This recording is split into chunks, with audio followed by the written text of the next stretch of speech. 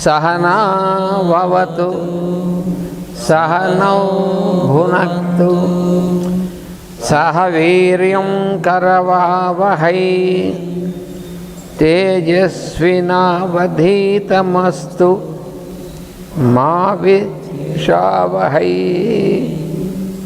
Om Shanti Shanti Shanti.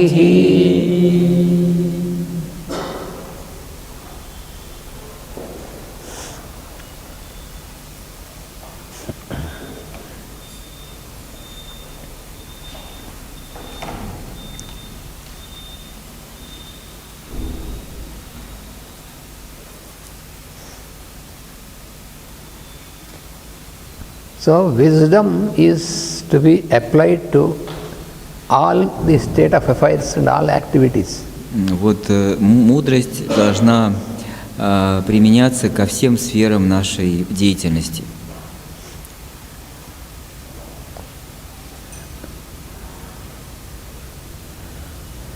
So the result of applying wisdom like this И результат применения мудрости is the establishment of right relationship. Это установление правильных взаимоотношений. Right relationship, progress and help and happiness. Вот правильные взаимоотношения,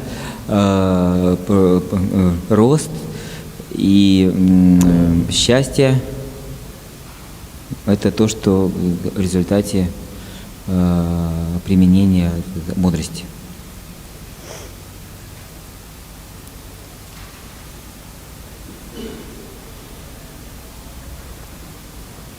Now we are going to study about personality. Personality. We are going to study about personality. А сейчас мы будем изучать про личность.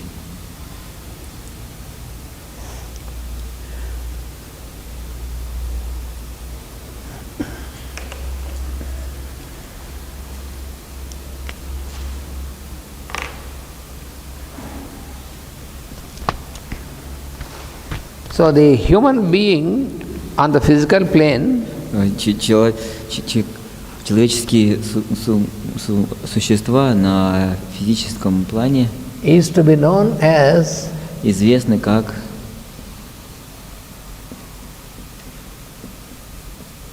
functional personality, как функционирующие или действующие личности. with known characteristics. With known characteristic. С известными качествами.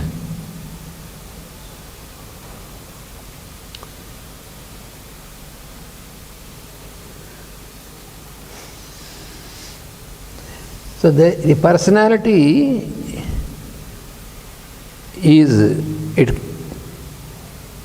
is composed of, it is a threefold. Personality is threefold. There are three aspects in personality. И вот есть три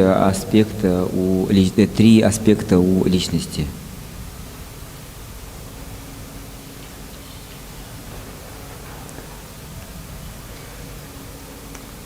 One is physical. Один это физический.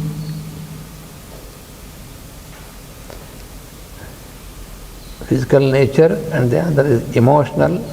То есть это физическая природа, потом эмоциональная природа и ментальная природа.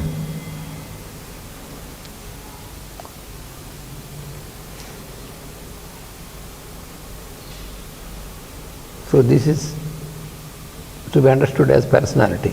И вот эти три вместе понимаются как личность.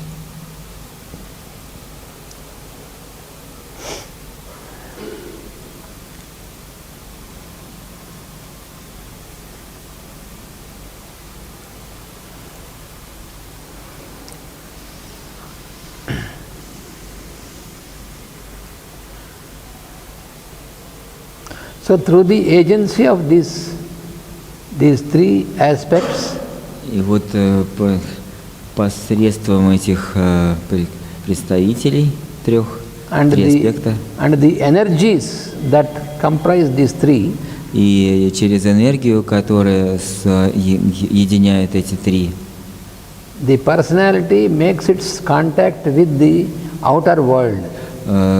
Личность совершает свое взаимодействие с внешним миром. And in this process, it keeps evolving. И через этот процесс она все время эволюционирует, изменяется.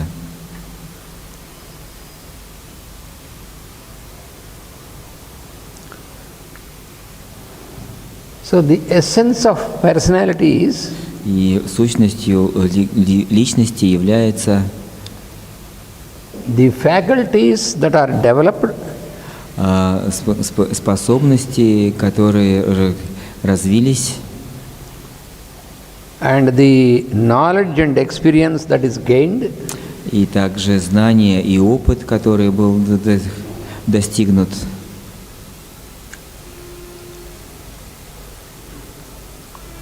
and the remembrance of all that has transpired, that has what is through transformation, what is got. What is What is gained by transformation? A remembrance of all this. Ага, и память того всего, что было достигнуто. So therefore, this forms a part of the equipment of the soul. И поэтому вот личность является частью снаряжения души. So personality is a part of the equipment of the soul. И вот поэтому личность является частью того, чем душа оснащена, частью оснащения души, можно так сказать.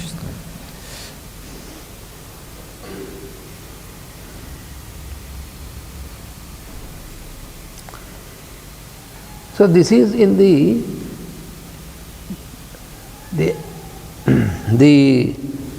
functioning of the personality is, this is the functioning of personality on the physical plane. И вот это вот является функционированием личности на физическом плане. Then on the divine plane, под божественным планом или под руководством божественного плана it has only one function. У личности есть только одна функция. That is to be the instrument and medium for the soul to express. Это быть и инструментом, и посредником для души, для выражения души. So the soul can express itself through the medium of personality. Так, чтобы душа могла выражать себя посредством, с помощью личности.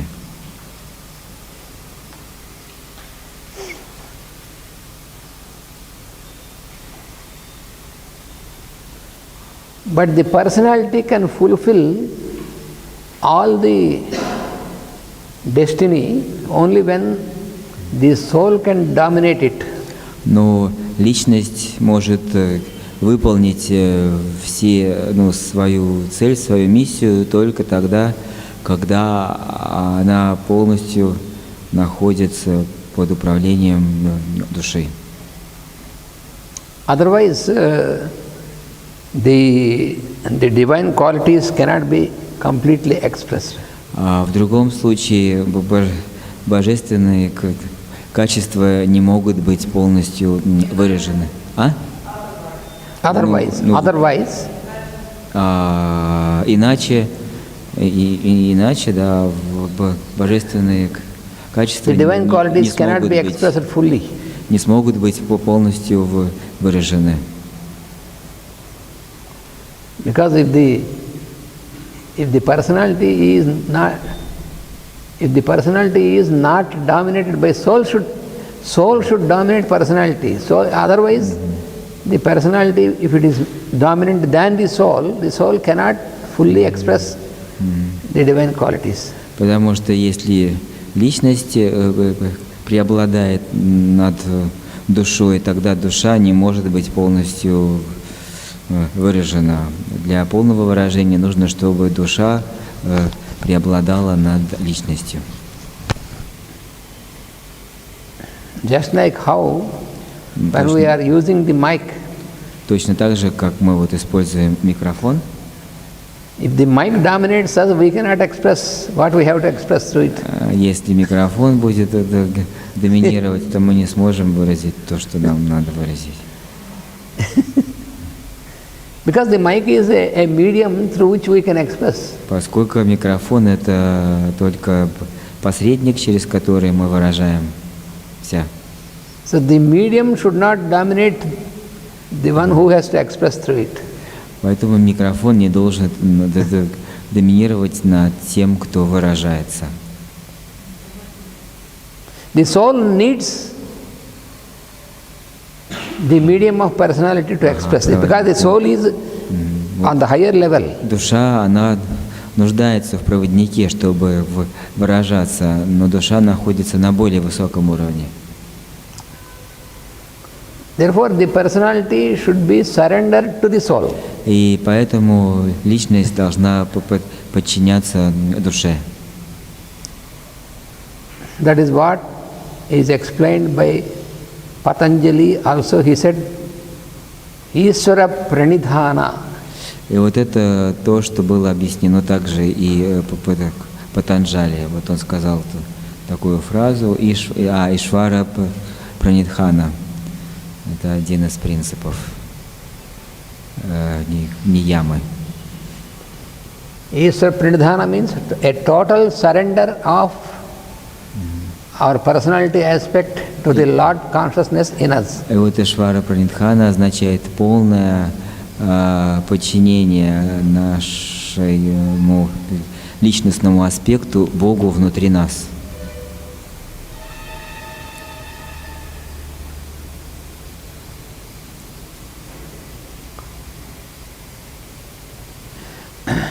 Because yoga is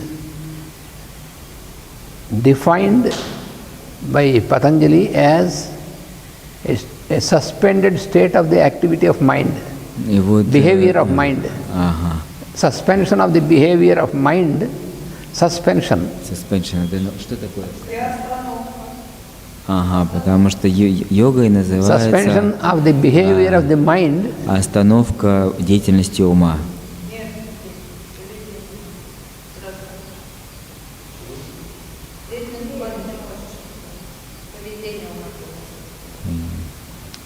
Mind has its behavior. So, the behavior of mind is to be suspended, and then that state is called yoga.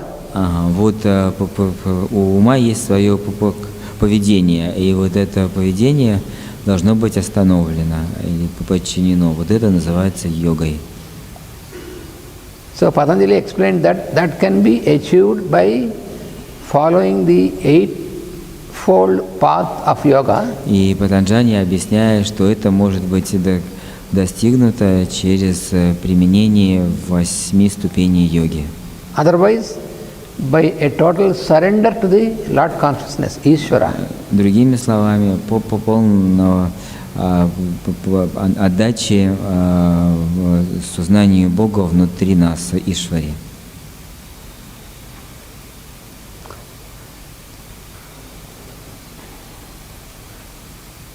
But to surrender the personality is not so easy, because you see, when we have to make a total surrender of personality, then we feel that we are losing something.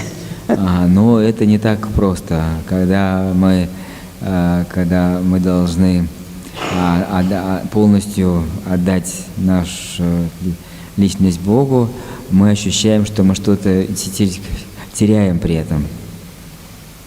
Generally, whatever practice we are asked to do, whatever we do, we expect about what we gain something. Обычно, что бы мы ни делали, мы всегда ожидаем, что мы будем иметь что-то в результате наших действий. But here, но здесь, it is not to gain something, you have to lose something. You have to lose. Для того, чтобы достичь чего-то, мы должны потерять что-то. Мы даем не для того, чтобы достичь, а для того, чтобы потерять. When someone went to Ramana Maharshi, вот когда кто-то пришел к Рамана Махарше and asked him, и попросил его, how can I get liberation? Спросил его, как мне достичь освобождения? Moksha, liberation. Мокши, освобождения. Then Ramana Maharshi said that Рамана Махарша ответил, you cannot get moksha. Ты не можешь достичь освобождения. It is not something which you can gain. Это не то, чего можно достичь. But this fellow said, I came all the way to you, expecting that you will give moksha to me. Этот человек сказал, я прошел столько всего, чтобы прийти к тебе, и я ждал, что ты дашь мне мокша, освобождение. Then Ramana Maharshi said, you have to come out of the limitation. You have some limitation of personality. So you have to lose this, then the state is moksha already. It is not something which you gain from outside. Рамана Махарши сказал, все, что тебе нужно, это просто отдать ограничение твоей личности мокша, она уже здесь, только тогда ты сможешь ее принять. Without a readiness to surrender your personality, liberation or moksha will be only a concept in your mind and no experience, nothing. И без готовности отдать свою личность, освобождение или мокша, она будет оставаться только концепцией в вашем уме, вы не сможете ее пережить. Without experience, if you have only the concept, it is of no use. Без опыта, если у вас только концепция, она бесполезна.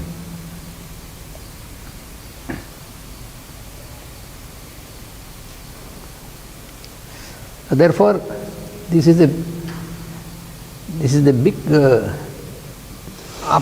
it is the obstacle if we are not ready to surrender it. If we get ready to surrender this, no more it is an obstacle. It is a medium of expression of the soul. И вот личность может быть препятствием, если мы не готовы отдать ее, а если мы уже созрели ее отдать, тогда она просто становится проводником души.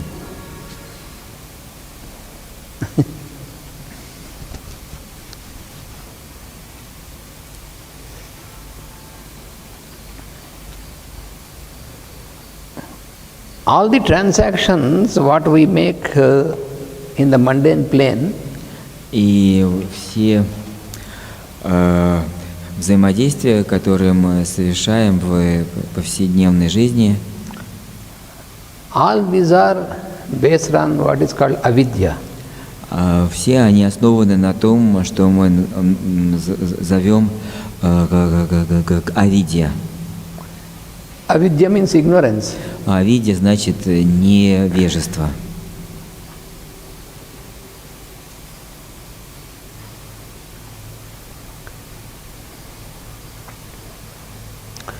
So avidya is the opposite of vidya. И авидья является противоположностью видьи. Because I is negation. When you put A before, that is negation. Потому что это отрицание.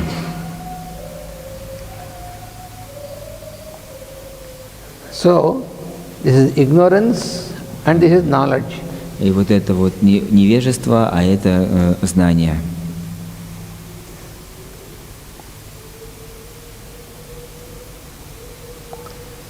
But then one may say, one may ask that why then God has created avidya?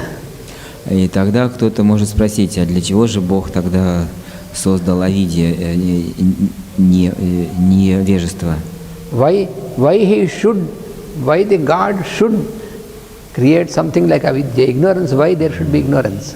Зачем Бог должен был сделать такое, что-то такое, как невежество? In Bhagavad Gita, Lord says that avidya is like a layer of protection for vidya. И вот в Бхагавад-гите Бог говорит, что авидья – это как защитный слой, как скорлупа вокруг видьи.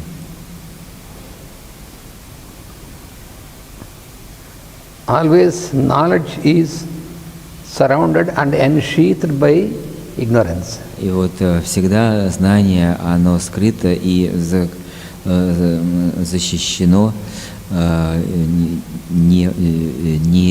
невежеством.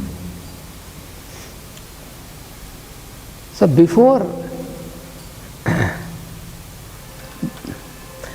until the personality aspect develops and evolves, until then vidya is surrounded or ensheathed by avidya. It is necessary like that.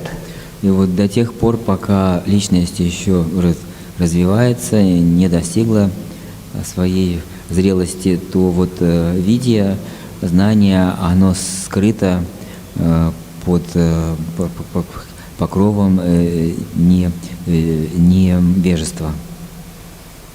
But after the development, it is an obstacle, it is to be broken. Но после развития невежество становится уже препятствием, и его нужно разрушить.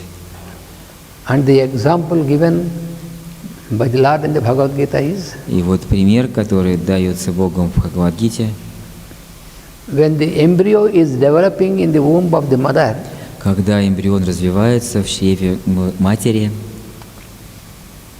there is the layer of placenta around this embryo. Этот эмбрион, он защищен плацентой. So until the embryo develops fully, this layer of placenta is a sheath of protection. И до тех пор, пока эмбрион не развился полностью, вот эта плацента является защищающей для него. But when once the embryo is developed and ready to come out, но когда уже ребенок созрел и готов уже выйти, then the embryo, the developed child should pierce through the layer of placenta by the cooperative pains of the mother. Тогда вот ребенок должен выйти из этой поверхности из плаценты вместе с сотрудничеством и болью матери. When you observe the egg of a hen, вот когда мы понаблюдаем за яйцом курицы, so when the chick is developing inside, вот пока цыпленок там развивается внутри, until the chick is developed, before that if you break the shell of the egg, then the chick will not survive. Only it will be useful for you to eat. Ага, вот если мы сломаем скорлупу до того, как цыпленок развился, тогда он не выживет. Все, что можно сделать, это съесть это яйцо. So, when you allow the chick to develop, and when the embryo develops into a chick completely, then it makes a knocking from inside. И только когда он полностью развился внутри, вот тогда он уже стучится изнутри. Then the mother hen could listen to this. Тогда мама курица, она слышит это. And then breaks the shell. И тоже ломает скорлупу снаружи. Then the chick can come out. И цыпленок может выйти, вылупиться. So it is the same phenomenon. It is according to cosmic. It is a cosmic law. И это тот же самый феномен, который в соответствии с законом Вселенной.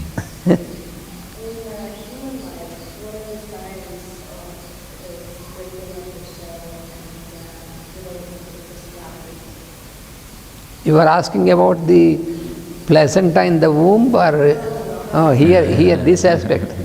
In this aspect, when this I will tell you with some example, then you can know it better. Вот был вопрос о примерах, как это, и вы сейчас расскажете пример, как это на человеческом уровне происходит.